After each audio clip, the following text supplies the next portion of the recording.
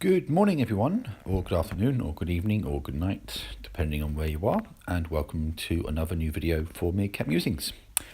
I'm quite pleased that I've managed to now put together quite a few videos in a short space of time, including a couple of videos to do with Super Mario Maker. You may have seen those if you follow the channel or if you stumbled across them, because what I've been trying to do for ages is do what I've seen other people do, where they can kind of not necessarily live stream, but they record themselves playing various games for the entertainment of others. And Super Mario Maker is a great game to do this with because it's got so much variety. That's not the reason for this video. I've gone a little bit off tangent already. What I'm talking about a little bit today is actually something based on a previous video of mine, and the link will be in the description to this video, where I spoke a little bit about faith healing versus modern medicine. And also I wrote about this on my website. And the reason that I did that was because I got into a discussion with someone on the subject who was arguing that if parents were to fail to take their children to a doctor and instead preferred to take them to a faith healer, the parents should not face anything in the way of criminal charges if that child then became seriously ill or died. Personally, I think that's a terrible philosophy. If you are an adult and you make the choice for yourself to not see a doctor for any reason, and instead you prefer to see a faith healer or to try and pray the illness away, or whatever it might be, if you're an adult and you make that choice for yourself, personally, I think you're an idiot, but it's your choice. It's your life, it's your freedom, it's your body, so on and so forth.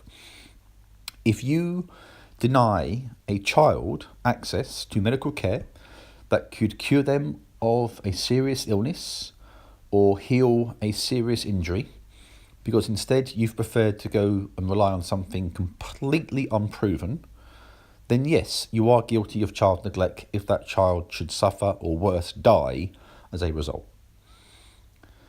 And that's the argument that I had before on the subject with someone, and the argument span off into other directions, including the effectiveness of modern medical techniques, and also issues around negligence and that kind of thing as well. And the argument put forward by my opponent in this particular discussion was that modern medicine is not nearly as effective as we believed it to be, even though I was able to demonstrate a considerable weight of evidence to prove it was.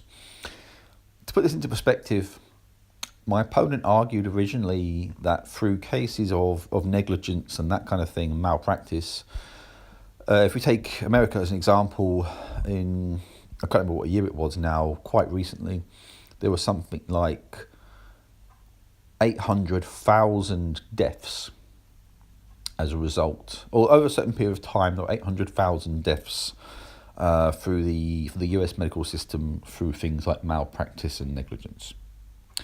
There is a large number, there's no getting around that, we're not too far away from 1 million people there. However, to put that into perspective, as tragic as that may be, that represents, I think, not even 1% of all medical cases. So something like 99.86%, if I recall correctly from what I read the other day, of patients over this time frame who went through the medical system in America did not die from neglect or from malpractice. I'm not saying that none of them didn't die, because there may have been cases due to injuries or illnesses that they couldn't be saved. This isn't necessary that they couldn't be saved because of neglect. There was a difference there, and it's important to differentiate between the two. However, in virtually all cases, the patients were treated correctly and properly, And so less than 1% of patients died because of the issues that my opponent was raising in his own commentary. Yet he would have us believe that this situation is much, much worse than the situation with faith healing, where by his own admission, my opponent admitted that we don't have records and statistics for. So when parents go to these places to try and deal with something, they really are putting their trust and their faith into the complete unknown. They have no idea, because it's impossible to actually properly research this, as to whether or not there's even the remotest realistic chance of their child being cured or saved. Whereas, statistically, there is a very good chance that the child would be saved by seeking out a doctor, seeking out medical procedures and processes. So we have one method which is proven to work against a method that is not proven to work, and in fact it's very hard to find any information about its effectiveness one way or the other. So his argument that somehow the lack of records in this case for faith healers is a strength for his argument, I personally find baffling. It's not a strength, it's a glaring weakness in that position, and I just don't understand it.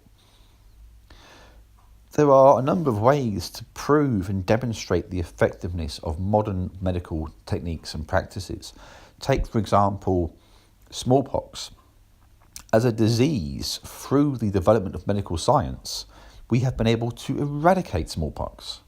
Cases of measles in the United States have plummeted from, I don't recall the exact numbers off the top of my head, they're on my website, but I know that cases used to be measured in multiples of several thousand, and now they can be measured in double, or worst case scenario, triple digits per year. A huge decrease, and that's the result not of faith healers, but of researchers and medical scientists and doctors applying what they know to cure the problem, to cure the disease. We have something which is demonstrated to be proven to work over and over again over the course of time, or you can put your trust in something that you can't even begin to get any idea about whatsoever. So for me, this doesn't make sense. Now, we had this discussion, we had this debate, shall we say, some time ago now, and he's gone and he's resurrected more or less the same arguments as before somewhere else. So what I'm minded to do, perhaps today, perhaps the next few days, will be just to offer up a set of rebuttals, because I think it's important to counter these claims. People can be easily seduced by certain types of argument. They can be framed in a very particular way to make them sound more valid than they actually are. So I think it's important to present to people a counter argument, as it were, with these things. And just to sort of say to people, look, that's one side of the story, but here's another side of the story.